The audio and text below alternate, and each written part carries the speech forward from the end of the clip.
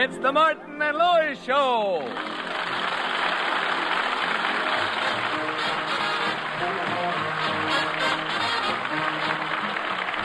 The National Broadcasting Company brings you transcribed from New York, the Martin and Lewis Show. Our guest tonight, John Carradine, and featuring Flo McMichael, Len Dale, Dick Stabile and his orchestra, and starring Dean Martin.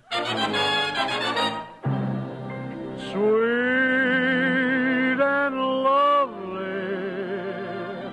sweeter than the roses in May. And Jerry Lewis.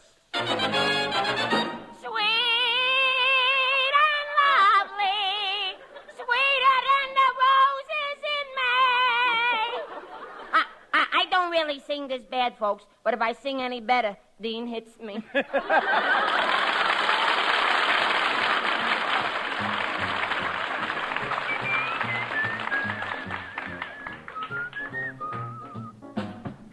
Candy kisses wrapped in paper mean more to you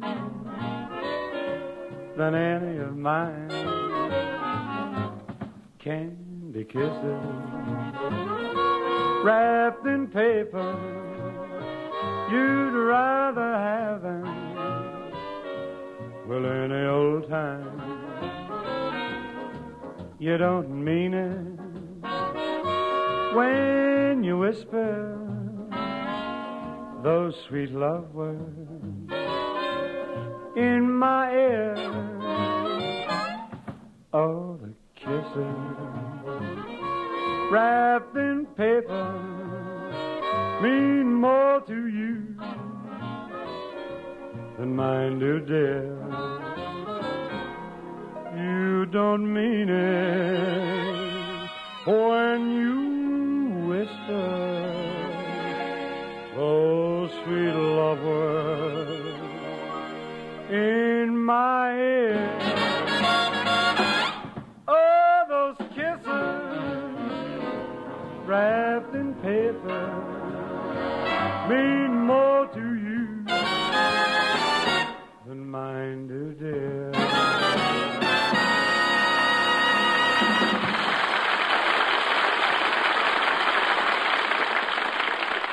Well, today is one of those rare occasions when Jerry and Dean have separate plans for the evening. Dean has been invited to go to the theater by John Carradine, while Jerry is getting ready to take their secretary, Florence, out on a date. Well, I guess I'm about ready for my day, Dean. How do I look? Well, let's see. Oh, you look all right, Jerry. Only you've got your hair combed differently. It looks pretty silly that way. What's so silly about it? Lots of people part their hair in the middle. Yeah, but not from ear to ear. Dean, I bet you'll have fun tonight at the theater, huh? Yeah, it should be lots of fun. I ran into John Carradine, the famous actor, in the elevator this afternoon, and he's taken me to the Belasco Theater to see his play, The Mad Woman of Shiloh. John Carradine? Does he live here in this building? Well, he moved in a few weeks ago. You must have seen him in the lobby. What does he look like? Well, if you took Peter Lorre by the feet and pulled him through a small knothole, you'd have John Carradine. Oh, I bet I've seen him. A tall, thin fellow who looks like a villain. Wears a black silk hat, a black flowing cape, and carries a skull in his hand. And he keeps saying, "Alas, poor Yorick." Well, that's him. So he's an actor? Well, of course he's an actor. A man going through the lobby with a skull in his hands. What else could he be? What else? Well, could be a guy going to a psychiatrist to have his head examined. I'll go see if I can comb my hair better. Come in. Good afternoon. Who is it, Dean? It's John Carradine.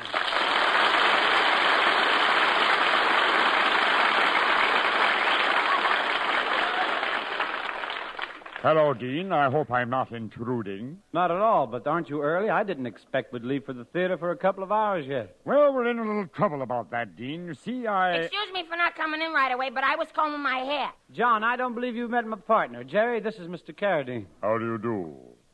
Did you say you were combing your hair? Yeah, Dean is always kidding me about my head. Look at me, Mr. Carradine. Tell me what you think. Alas, poor Yorick. Say, Mr. Carradine. Yes? How old are you? I'm 43. Why do you ask? Well, because I'm 23, and it's encouraging to know that a person as skinny as I am can live 20 more years. Stop bragging. You're not skinny at all. I'm not? No. Why, in my group, you'd be known as pear-shaped. You know, when you came in, Mr. Carradine, you said something about some sort of trouble. Oh, yes, I'll explain. You see, for the past year, my nephew Leonard has been staying with me. He's only 10 years old. And when I'm at the theater, my housekeeper usually looks after him. Oh, I see. Unfortunately, my housekeeper took sick this morning, and I had to send her home. Now I have to find someone to stay with Leonard tonight. Hey, wait a minute. I know someone who could do it. Who? Jerry. Me? Oh, wait a minute, Dean Martin. I got a date with Florence tonight. We're going dining, dancing, and smooching. Jerry smooching? Sure, you know, that's like puppy love. Only you don't smooch with a pooch. You mean you suggest that Jerry stays with my little Leonard tonight? Look, I got a date with Florence, and I'm going to keep it. I promised her a big evening out on the town. Oh, that costs money, Jerry. How much have you got? Don't worry about Jerry Lewis having money. Let's see what I got here. 1, 2, 5 is 7, and 5 is 12, 13, 14, 15 cents.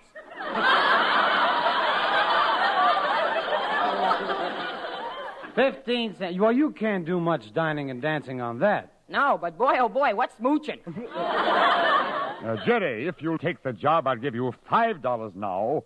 And when I return from the theater, I'll give you $10 more. Wow, $15. You could go out tomorrow night, Jerry, and have a real big time. Yeah. Hey, Dean, how many times does 15 cents go into $15? 100 times. Wow. Tomorrow night, me and 100 girls.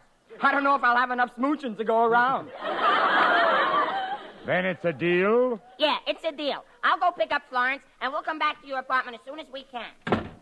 Well, it was certainly nice of Jerry to agree to stay with Leonard tonight. Now I can go to the theater without worrying. I hope. Well, you don't need to worry about Jerry. I only hope he'll have something in common with Leonard. Even though he's only 10 years old, Leonard's a very intelligent lad. You see, my nephew is quite brilliant. In fact, he has a near-genius IQ rating of 204. Well, Jerry took an IQ test last month. What was Jerry's score? 16 points below Howdy Doody. Come, Dean, let's go down the hall to my apartment. I'll get ready for the theater, and you can meet Leonard. Okay. And by the time Jerry and Florence get back, it'll just about be time.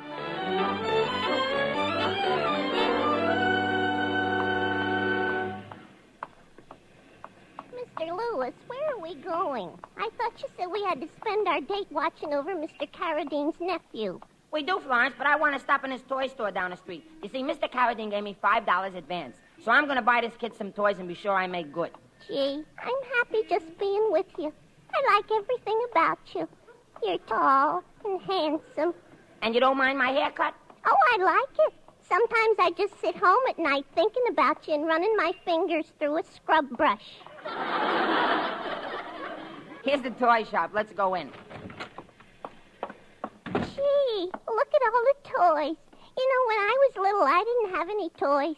All my father ever gave me to play with was a monkey wrench and a rubber sink plunger. A monkey wrench and a rubber sink plunger? Yeah, he was disappointed because I was a girl. What he really wanted was a plumber. What he really wanted was a plumber. Sure. Florence, what a childhood you must have had, huh? Yeah, while all the other kids were out playing spin the bottle, I was home playing unstop the drain. Hey, isn't that a salesman over there? Well, hello. Can I help you folks? Yeah, we'd like to see some toys. Yes, for a little boy. For a little boy, huh? Tell me, are you the mother? What a silly question. Are you the mother? Oh, Mr. Lewis, stop laughing and tell him you aren't.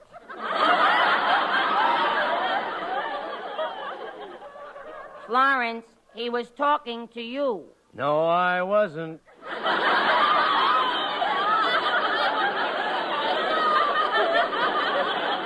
Never mind the wisecracks, mister.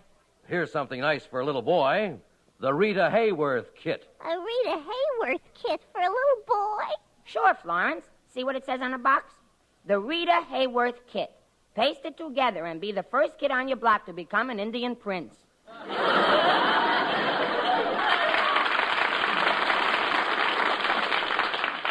I don't think we better take that. Well, here's a cowboy outfit, Florence. What do you think of that? Oh, I like cowboys. My favorite movie actor is the king of the cowboys, June Autry. June Autry? Florence, it's not June Autry. It's June Blondell. What else you got? Well, here's a popular item. A little beanie hat with a propeller on top. Okay, I'll take that, too. Hey, look, Florence. Here's a toy Leonard might like. A big red rubber ball. Rubber ball? Yeah, right here. What do you think? How does it work?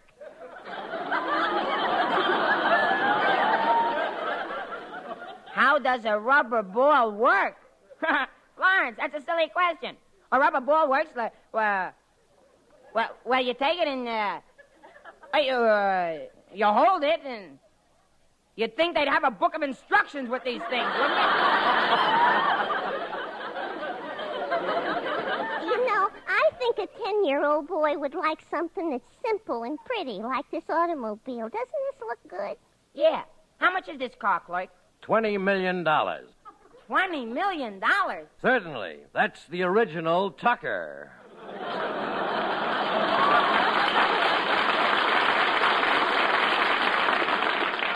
No, the car is out. Just put the other stuff in a sack.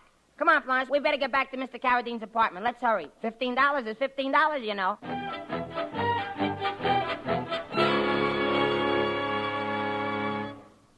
I can't understand it, Dean. What could be keeping that partner of yours? He's been gone over an hour. Nearly time I leave for the theater. Don't worry, I'm sure he'll be here in time. But we should leave in less than 5 minutes. We'll make it. You really love the theater, don't you, John? Love the theater. The theater's my whole life. I live the theater. I eat the theater. I drink the theater. And when I stand back and look at myself, Yeah? sometimes I think I'd be better off with a good thick steak.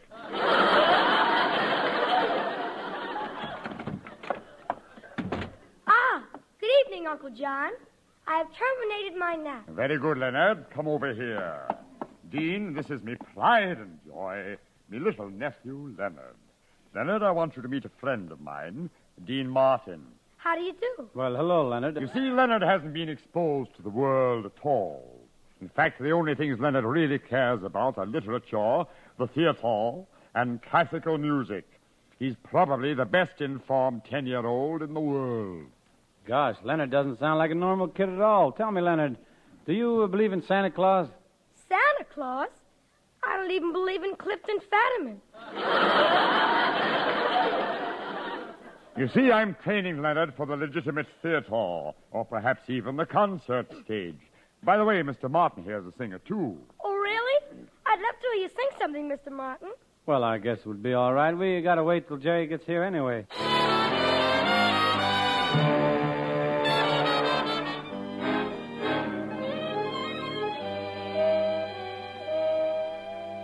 You're so understanding.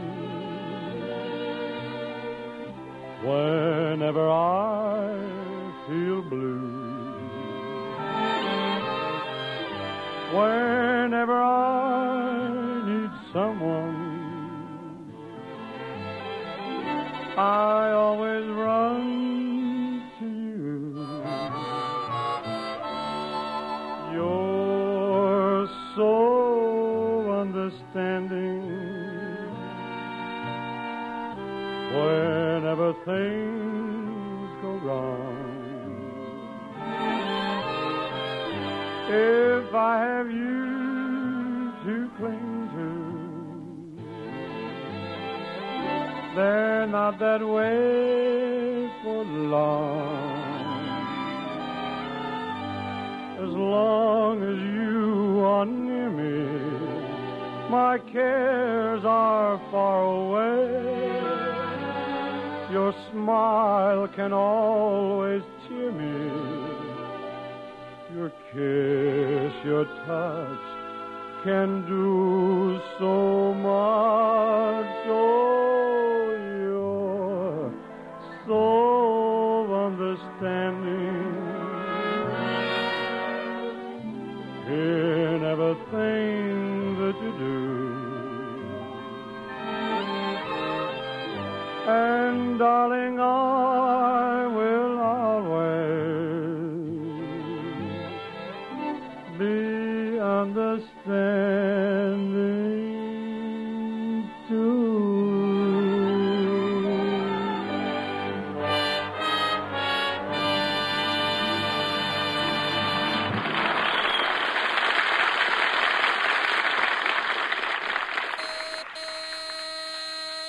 Well, I'll bet that's Jerry and Florence.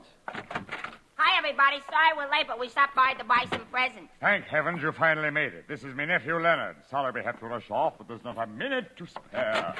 Well, bye, everybody. Now, listen, Jerry, you got to do a good job now. I will, Dean. So long. Come, Dean, or I'll be late for my performance. To be or not to be, that is the question.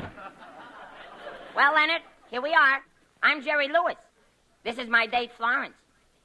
We're going to stay with you tonight till your uncle comes back. So as long as we're going to be together for a while, let's be friends, huh? Why, of course, Mr. Lewis. That's better. Look, Florence and I brought you some nice toys.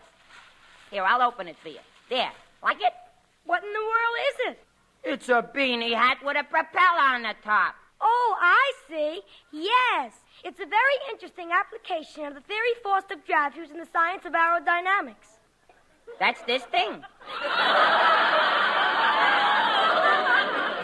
Certainly.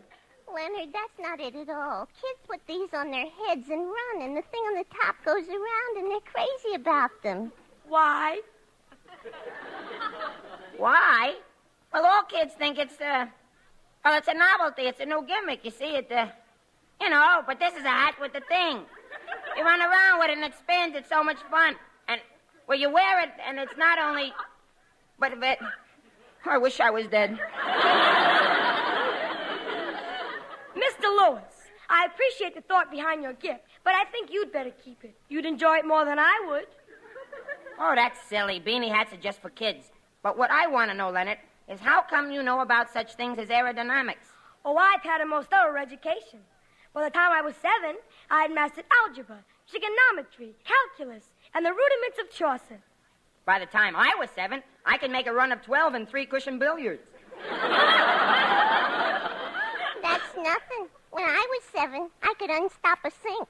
Well, I've never had a chance to study those arts. I've led a very sheltered life. Uncle John has always wanted me to be a great classical actor. He's raised me on Shakespeare. Goodness, couldn't he afford milk? I was referring to Shakespeare, the author. If you know Uncle John, you must know Shakespeare's poetry. Oh, his poetry. Sure, I'm hep to his jive. Taboo or not taboo, that is the perfume. Mr. Lewis, my uncle told me that you work in a rather low-in-culture type of entertainment known as a nightclub. That's right, Jerry Lewis. I do a little singing, tap dancing, tell big jokes, kill the people. I can see that Uncle John was right. It's obvious that the hypertension of your environment is causing your frantic, neurotic behavior. Are you for real? Oh, my, look at the beautiful piano over there. Do you play, Leonard?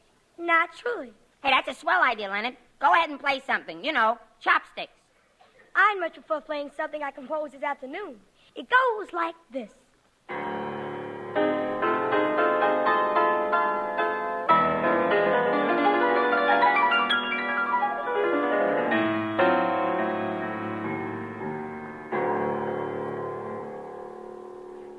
Boy, I can hardly wait till Spike Jones gets his cowbells into that.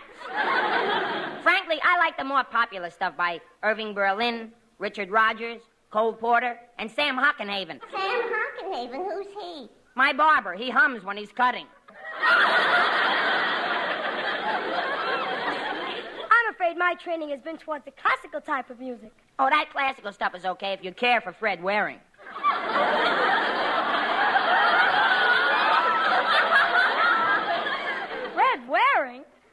mean the real classics. Ludwig von Beethoven, Felix Mendelssohn, Sam Hockenhaven. Sam Hockenhaven. Sure. I get haircuts too, you know. Hey, I see you got a checkerboard over on the table there, Leonard. Oh, yes.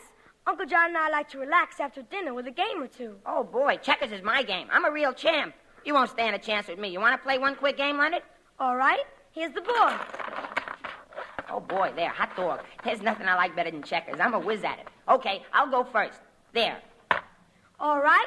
I'll move here. You moved right in where I can jump you, Leonard. Well, did you put yourself in a trap that time? I'll just take that man there. Okay, Leonard, your move. All right.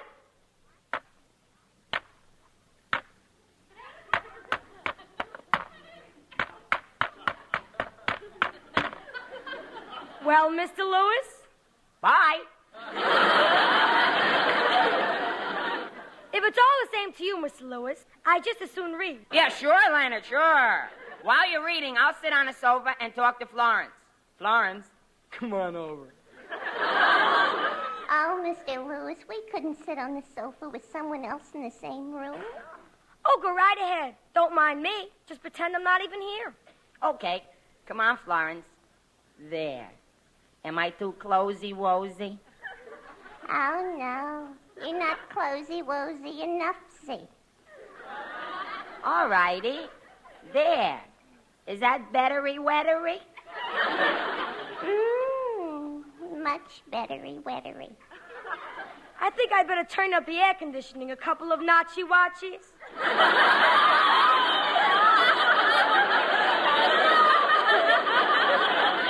Mr. Lewis, I think he's awfully fresh. Yeah, he is, Florence. Gee, Leonard, I never met a kid like you before.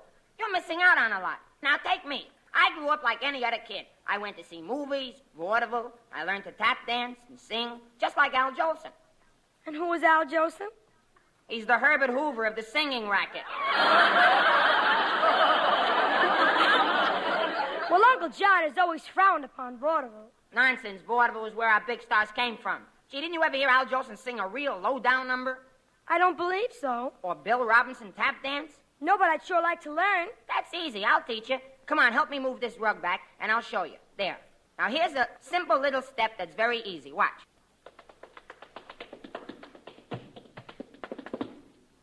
See how easy it is? Oh, boy, am I going to love this. Let's try it together. Boy, will Uncle John be surprised when I show him what I've learned.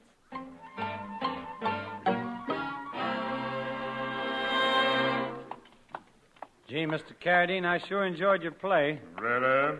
Yes, and especially your performance. You were wonderful. I certainly hope that Leonard and Jerry have been getting along during our absence. Yeah, me too. I think Leonard will do Jerry a lot of good. You know, with Leonard knowing so much about literature and music, Jerry has probably taken it all in and learning something. Yes, when we go inside, Leonard will probably have Jerry reciting Shakespeare and singing operatic arias. Well, here we are. Let's go in. Attaboy, Leonard, you just about got it. Just rough it up a little like this. I'll be down to get you in a taxi, honey. Gadzooks, what is this? Oh, hello, Mr. Carradine. Hiya, Dean. What is the meaning of this, Leonard? What are you doing up at this hour? It's way past your bedtime. Unc, how square can you be with that curfew jive? Come on, get hip, get with it. Let's live a little. Well, it looks like I had it figured wrong. Jerry's been teaching Leonard. Good heavens, this is terrible. I haven't been so shocked since I saw Jack Oakey playing Hamlet. Come on, Unc. You look beat to the chops. Relax and slip me some skin. Slip you some skin? Egad, I've hardly enough for myself. Well, what's been going on here, Jerry?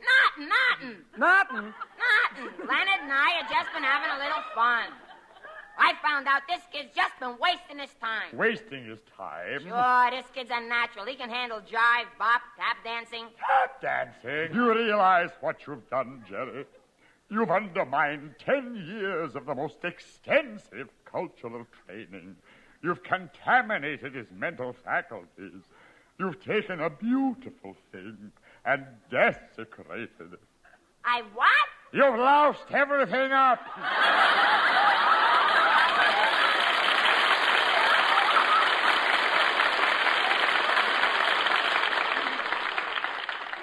No, I haven't either.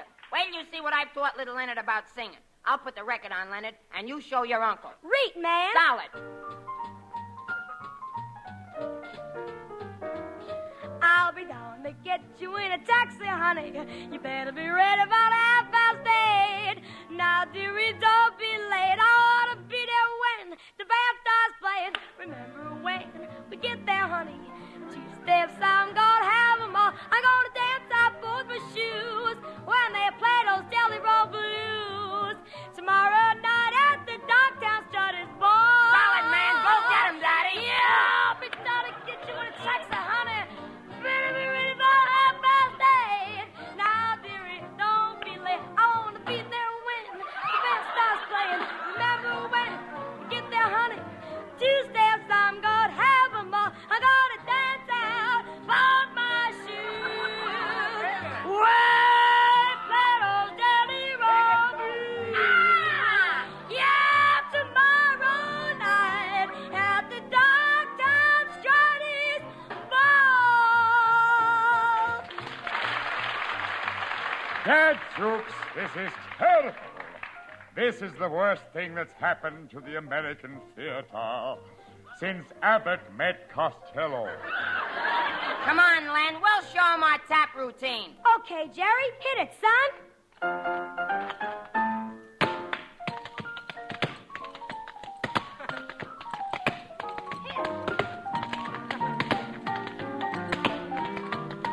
Come on, Uncle Jerry.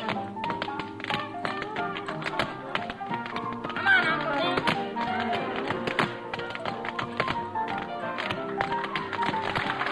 Come on, Uncle. Go, go.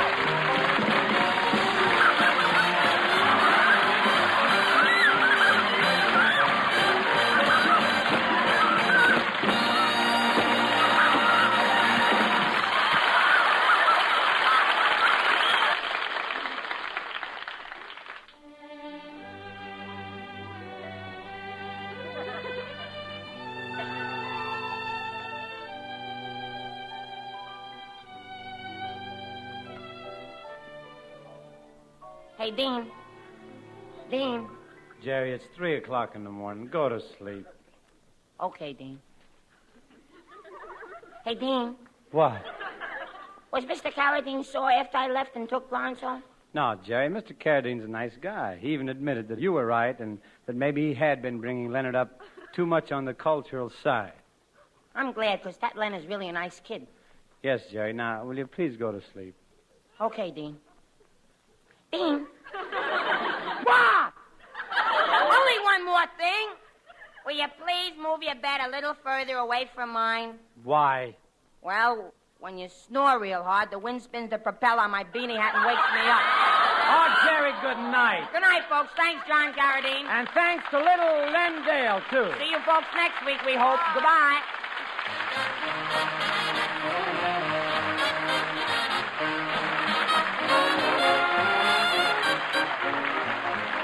The Martin and Lewis Show, transcribed in New York, is produced and directed by Robert L. Red and written by Dick McKnight and Ray Allen. Next Tuesday, our guest will be Ralph Bellamy. This is Ed Hurley suggesting you tune in to your NBC station each Tuesday evening at the same hour for the Martin and Lewis Show.